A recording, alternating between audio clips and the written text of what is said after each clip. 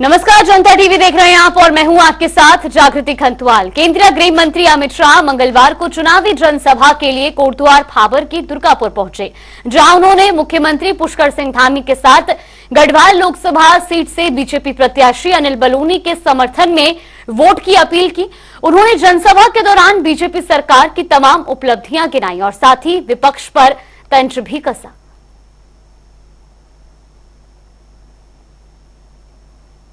कि हमारे जीवन काल में हमने रामलल्ला का प्राण प्रतिष्ठा देखा है।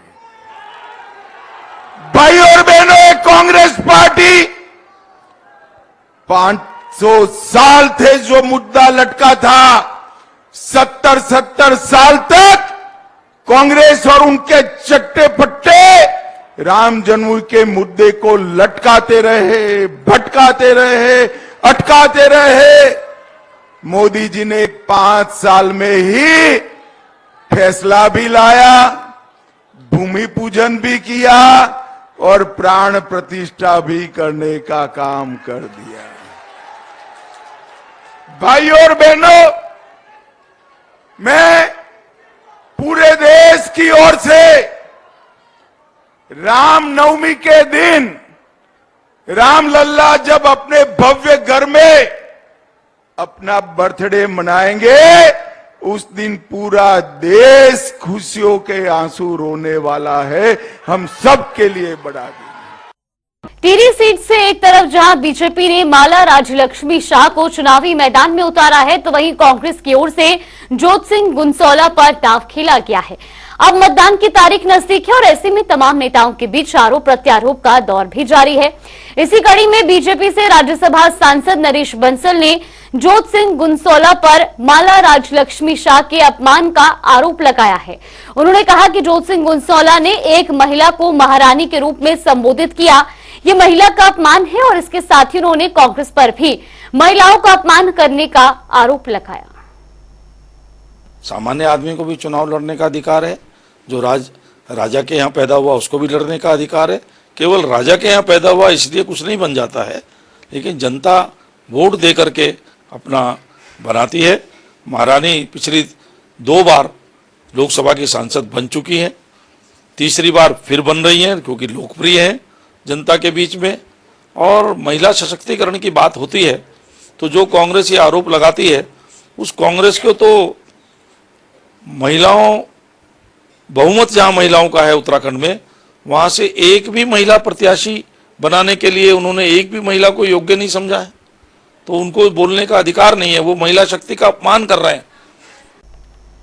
टिहरी लोकसभा सीट से कांग्रेस प्रत्याशी जोत सिंह गुंसौला ने विकासनगर विधानसभा और सहसपुर विधानसभा क्षेत्र में जनसंपर्क किया। इस दौरान जोत सिंह गुंसौला ने कहा कि हमें जनता का अपार जन समर्थन मिल रहा है। इस बार जनता बदलाव का मूड बना चुकी है।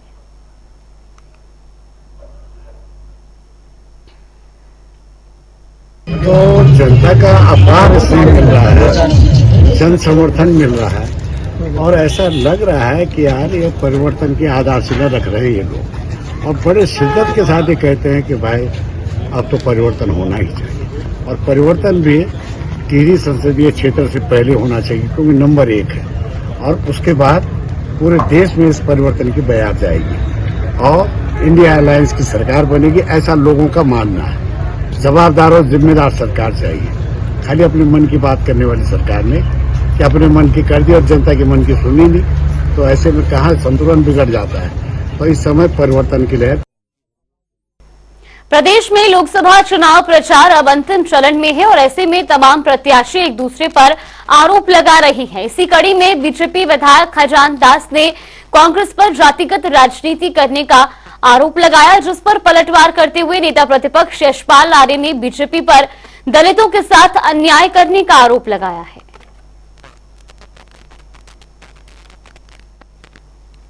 कि अनुसूचित जाति का लाभ कांग्रेस ने वोट बैंक की तरह इस्तेमाल किया, छोटी छोटी योजनाएं देकर के उनको पंडित बनाने का काम किया। किंतु आज भारतीय जनता पार्टी दलितों को गले लगा करके उनका काम कर रही है, उनके लिए योजनाएं तैयार कर रही है। और बाबा साहब अम्बेडकर का जहां तक सवाल है, क्यों नहीं आई याद उनको? 70 साल तक उन्होंने राज किया है। आज भारतीय जनता पार्टी और हमारे माननीय प्रधानमंत्री बाबा साहब अम्बेडकर का नाम रोशन कर रहे हैं। यहां नहीं, देश में ही नहीं, विदेश में भी उनका स्तर बहुत ऊंचा। देखिए, हमने कभी जातिवादी राजनीति नहीं की, खुद मैंने कोई जातिवादी राजनीति नहीं की है, लेकिन वो दलित समाज की बात कर रहे हैं, शोषितों की बात कर रहे हैं, जनजाति की बात अगर कर रहे हैं, तो जो इस प्रदेश के हालात हैं, जो उत्पीड़न हो रहा है, जो जाति जुल्म हुए हैं, हरिद्वार में बिगड़ा कांड, क्या उन दोषियों को सजा मिली है? जगदीश अल्मोड़ा का एक दलित युवा, क्या उसको न्याय मिला है? यहाँ की पिंकी बेटी हमारी पहाड़ की, इसके साथ बलात्कार होता है। चंपावत में एक दलित परिवार की बेटी के साथ बलात्कार होता है। चंपावत में ही, रोहाघाट में ही एक मंडल अध्यक्ष एक बेटी के साथ दुराचार करता है। ये घटनाएं साबित करती है कि कितना इस राज्य में, कितना दलितों के, शोषितों के, कमजोर तबके के साथ उत्पीड़न की घटनाएं बढ़ी हैं। तो कैसे कर सकते हैं कि दलित शोषित जागरूक हो चुका है? प्रदेश में 100% मतदान के लिए चुनाव आयोग की ओर से कई अभियान चलाए जा रहे हैं, जिनके जरिए हर वर्ग के मतदाताओं को साधने का प्रयास लगातार जारी है। तो वहीं इस पर जानकारी देते हुए संयुक्त मुख्य निर्वाचन अधिकारी नमामि बंसल ने बताया कि इस बार लगभग 1,45,000 युवा मतदाता हैं, जिनको मतदान के प्रति जागरूक किया जा रहा है। साथ ही उन्होंने क्या कुछ कहा वो भी आपको सुनवाते हैं। जो हमारे युवा मतदाता हैं वो लगभग 1,45,000 हैं इस बार, और इन सभी को समरी रिवीजन के टाइम से ही हम लोग नेशनल वोटर्स डे के टाइम से ही मोटिवेट कर रहे हैं। इनको एज ब्रांड एम्बेसडर्स बनाकर भी हमने इनके संबंधित कैंपसेस में यूज़ किया है कि आप मोटिवेट करें, प्रेरित करें अपने साथी जितने भी हैं नेबरहुड में या फिर अपने पारिवारिक सदस्यों को, सबको मोटिवेट करें। जो हमारे युवा मतदाता हैं वो पिछली बार की तुलना में इस बार बढ़े हैं, और इस बार समरी रिवीजन में यही प्रयास किया गया है कि अधिक से अधिक हम युवा मतदाताओं को जोड़ सकें। युवा मतदाताओं द्वारा ऐप्स और आईटी जो सॉफ्टवेयर्स हैं उनका भी बहुत उपयोग किया जाता है। उसके संबंध में भी विशेष अभियान चलाते हुए उन्हें वोटर हेल्पलाइन ऐप 1950 इन सब के बारे में विस्तृत जानकारी दी गई है। तो वहीं अपर मुख्य निर्वाचन अधिकारी विजय कुमार जोगदंडे ने सचिवालय स्थित मीडिया सेंटर में प्रेस ब्रीफिंग की और इस दौरान उन्होंने चुनाव से संबंधित जानकारी दी। उन्होंने बताया कि मतदान के मद्देनजर राज्य के सभी 13 जनपदों में कड़ी सुरक्षा व्यवस्था की गई है, और इसके साथ ही उन्होंने क्या कुछ कहा वो भी सुनवाते हैं। शाम 5 बजे से ड्राई डे का समय प्रारंभ हो जाएगा और मतदान के दिवस पर शाम को 6 बजे तक, ये थोड़ा ध्यान रखने वाली बात है। इसका विशेष कारण ये है कि हमारे जो नेबरिंग राज्य हैं, पड़ोसी राज्यों में शाम को 6 बजे तक का मतदान समाप्ति का समय है। उसके दृष्टिगत ड्राई डे का समाप्ति भी उनके समय के अनुरूप शाम को 6 बजे 19 अप्रैल को रखा गया। पोलिंग पार्टियों का जो रैंडमाइजेशन होता है उसके अनुरूप हम लोग कार्रवाई गतिमान है। अभी P-3 मतलब मतदान दिवस से 3 दिन पूर्व जो प्रस्थान करने वाली पार्टियां होती हैं, इसमें कुल मिला के पूरे राज्य में 12 पार्टियों का प्रस्थान मतदान से 3 दिन पूर्व होता है, जिसका तिथि कल से होगा। तो कल से उत्तरकाशी जनपद की 11 पोलिंग पार्टियों का प्रस्थान प्रस्तावित होगा। उसका गठन की कार्रवाई किया जा चुका है। उसमें विशेष रूप से लिवाड़ी, पिथाड़ी, ओसला ये पोलिंग स्टेशन शामिल है। पिथौरागढ़ जनपद का एक पोलिंग स्टेशन जिसका नाम कनार है, कनार का जो मध्य स्तर की पोलिंग पार्टी हो वो भी कल प्रस्थान करेंगे। तो वहीं मसूरी में ट्रेडर्स एंड वेलफेयर एसोसिएशन के अध्यक्ष रजत अग्रवाल सहित कई सदस्य बीजेपी में शामिल हुए। उन्हें बीजेपी प्रदेश अध्यक्ष महेंद्र भट्ट समेत तमाम नेताओं की मौजूदगी में पार्टी की सदस्यता दिलाई गई। इस दौरान रजत अग्रवाल ने कहा कि वो बीजेपी की नीतियों से प्रभावित है, इसीलिए उन्होंने बीजेपी ज्वाइन की है।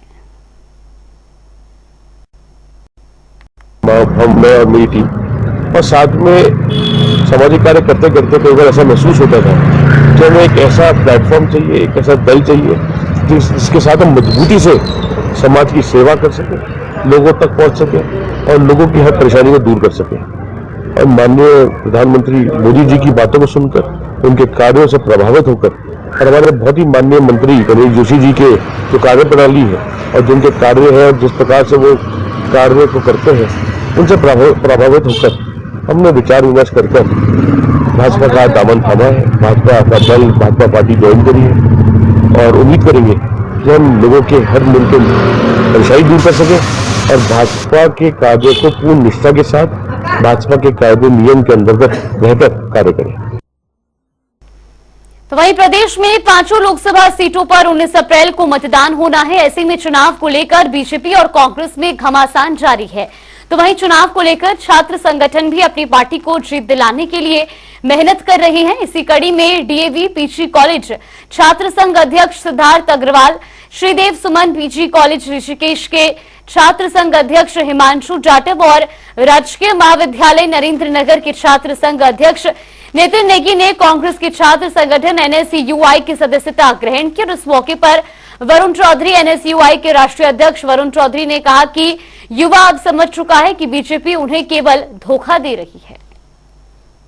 तो जो हमारी आज हमने सदस्यता अभियान चलाया, उत्तराखंड के अंदर 3 बड़े विश्वविद्यालय हैं। पहला डीएवी कॉलेज, यहाँ से पास में आप लोगों को पता होगा, जो डीएवी कॉलेज का छात्र संघ का अध्यक्ष इंडिपेंडेंट जीता था, आज उसने हमारे एनएसयूआई का साथ थामा है। साथ के साथ दूसरा हमारा है हिमांशु जाटव, जो आप बोलेंगे ऋषिकेश विश्वविद्यालय का छात्र अध्यक्ष है, उसने भी साथ थामा है। तीसरा है नितिन नेगी, जो एक और विश्वविद्यालय का छात्र संघ अध्यक्ष है। इन तीनों साथियों ने आज एनएसयूआई का साथ थामा है। आप देखेंगे किस तरीके से बीजेपी सरकार अग्निपथ स्कीम लेके आई थी। मैं आज देवभूमि में खड़ा हूँ उत्तराखंड। अग्निपथ स्कीम से बड़ा छल मुझे नहीं लगता देश के किसी नौजवान साथी के साथ हो सकता है। और वो स्कीम जब मैं सिद्धार्थ से भी मिला तो मैंने सिद्धार्थ से कहा कि बीजेपी तमाम लीडरों को मोल लालच देके, पैसे का लालच देकर, पद का लालच देके लेके जा रही है। ऐसे संघर्ष में तुम एनएसयूआई का साथ थाम रहे हो, कांग्रेस पार्टी में आ रहे हो, तो तुम्हारा बहुत बहुत स्वागत है। तो इसने कहा मैं छात्र संघ का अध्यक्ष हूँ, मैं संघर्ष करने के लिए तैयार हूँ। खास तौर पर जो अग्निपथ जैसी स्कीम है उसका मैं विरोध करता हूँ, इसलिए मैं एनएसयूआई का साथ थामने आ रहा हूँ आज देश के जवानों के लिए, नौजवानों के लिए। प्रदेश में 17 अप्रैल से लेकर 20 अप्रैल तक आम जनता को आवाजाही के लिए टैक्सी और बसों की दिक्कत हो सकती है। दरअसल निर्वाचन आयोग के अनुसार लोकसभा चुनाव के चलते जिले के दूरस्थित क्षेत्र के लिए पोलिंग पार्टियां 17 अप्रैल से ही रवाना हो जाएंगी, जिसको देखते हुए जिला निर्वाचन आयोग ने करीब 250 टैक्सी और 300 से अधिक बसों का अधिग्रहण किया है। तो वहीं टैक्सी यूनियन हल्द्वानी के पदाधिकारियों का कहना है कि 20 अप्रैल तक यात्रियों को थोड़ी परेशानियां उठानी पड़ सकती हैं। अभी जो आज की स्थिति है, आज तक तो तब भी ठीक थी, कल से जो है लगभग सारी गाड़ियाँ चली जाएंगी। हमारे पास यहाँ पर करीब 400 गाड़ियाँ रजिस्टर्ड हैं। 400 में से मैं 250 गाड़ी करीब दे चुका हूँ। बाकी जो बची हुई गाड़ियाँ वो कल से चले जाएंगी। कल से यात्री को परेशानी स्टार्ट हो जाएगी, क्योंकि बसें भी शायद रोड से गायब हो जाएंगी। कल से सब पोलिंग पार्टियाँ चालू हो जाएंगी। कल से करीब ये जो है 22 तारीख तक नॉर्मल स्थिति होना मुश्किल है, जो यहाँ की स्थिति है आज की। तो अभी की क्या स्थिति है सड़क पे ट्रैफिक के लिए, आम जनता जो परिवहन के लिए यूज करती है, उसकी क्या स्थिति है? डिमांड आ रही है क्या? नहीं, कस्टमर मांग रहा है लेकिन गाड़ियाँ नहीं है। मेन प्रॉब्लम क्या है कि आधी से अधिक गाड़ियाँ रोड पे जाए, परिवहन विभाग ने जो है चुनाव के लिए ली हैं, तो गाड़ियाँ कम हैं। तो जिसका कारण है कि पब्लिक पर असर तो पड़ रहा है कि वो लोग कस्टमर को, हम लोग जितनी गाड़ी की डिमांड है वो पूरी नहीं कर पा रहे हैं। पार्टी की मूवमेंट के लिए 300 से ऊपर हमारी बसेज हैं और 250 से ऊपर हमारी जो छोटी गाड़ियाँ हैं, तो पोलिंग पार्टी के मूवमेंट के लिए हमने अधिग्रहण करी हैं। और कल जैसे भीमताल की P-2 का मूवमेंट है, तो उसके लिए हमने आज गाड़ियां बुलाई हुई हैं, जिसमें से 35 गाड़ियां आज जाएंगी, 57 पोलिंग पार्टीज़ को लेके कल जाएंगी। उनमें जीपीएस लगाने की कार्रवाई चल रही है और बसेज में हमारा लगभग जीपीएस लग चुका है। जिस वाहन में ईवीएम लेके जाया जाएगा उन सब में जीपीएस के थ्रू ट्रैकिंग की जाएगी। प्रदेश के सभी राजनीतिक दल ने अपने प्रचार प्रसार अभियान को अंतिम रूप देना शुरू कर दिया है। इसी के तहत कांग्रेस पार्षद अर्जुन सोनकर, कांग्रेस के प्रवक्ता मोहन काला सहित तमाम कार्यकर्ताओं ने लोगों से मुलाकात कर उन्हें कांग्रेस प्रत्याशियों को वोट देने की अपील की और साथ ही उन्होंने कांग्रेस की 5 न्याय 25 गारंटियों की भी जानकारी दी।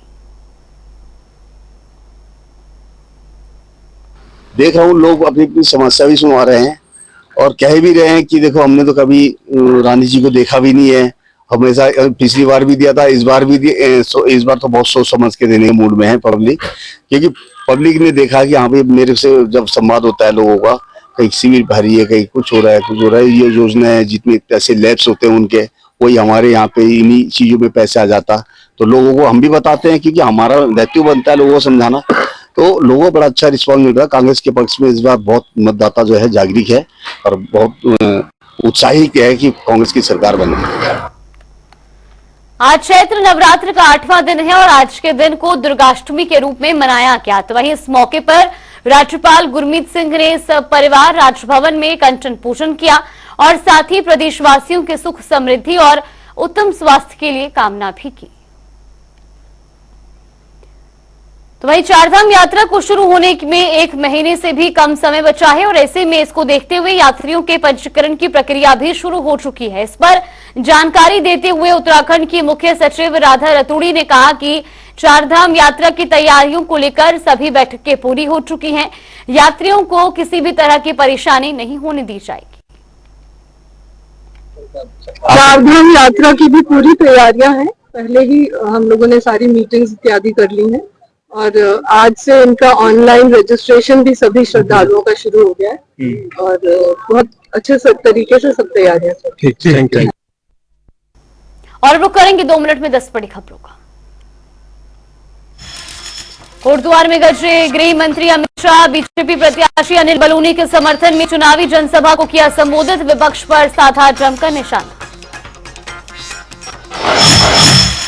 मुख्यमंत्री पुष्कर सिंह धामी ने जोशीमठ में की चुनावी रैली। बीजेपी प्रत्याशी अनिल बलूनी के समर्थन में की मतदान की अपील। नेता प्रतिपक्ष यशपाल आर्य ने बीजेपी पर लगाया आरोप। कहा, हमने कभी भी नहीं की जातिगत राजनीति, लेकिन बीजेपी दलित शोषित लोगों की कर रही बात। मसूरी में अग्निशमन और आपात सेवा की पहल। फायर कर्मियों ने चलाया जन जागरूकता अभियान। हर साल लोगों को आग की घटना से जागरूक करने के लिए मनाया जाता है सेवा सप्ताह। देहरादून में पीएम मुद्रा लोन साइबर ठगों का पर्दाफाश। पुलिस ने मुद्रा लोन योजना के तहत 2 गिरोह को किया गिरफ्तार। आरोपियों के पास से मोबाइल, एटीएम कार्ड, आधार कार्ड और कई लाखों रुपए किए बरामद। मसूरी में रोड पर झाड़ियों में लगी आग। स्थानीय लोगों ने आग बुझाने में रहे नाकाम। सूचना मिलने पर पहुंची फायर ब्रिगेड की टीम ने आग पर पाया काबू।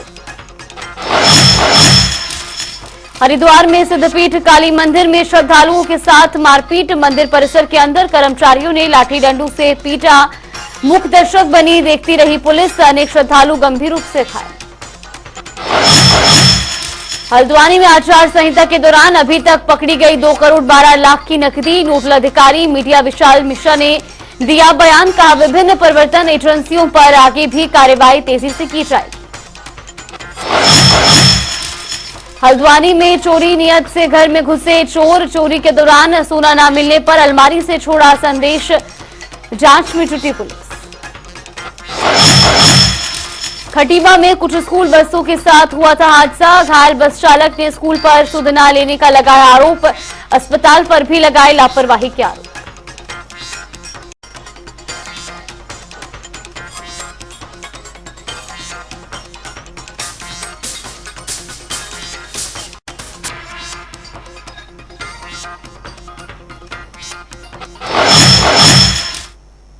देवभूमि की खबरों में फिलहाल के लिए बस इतना ही। यहाँ पे रुकते हैं एक छोटे से ब्रेक के लिए।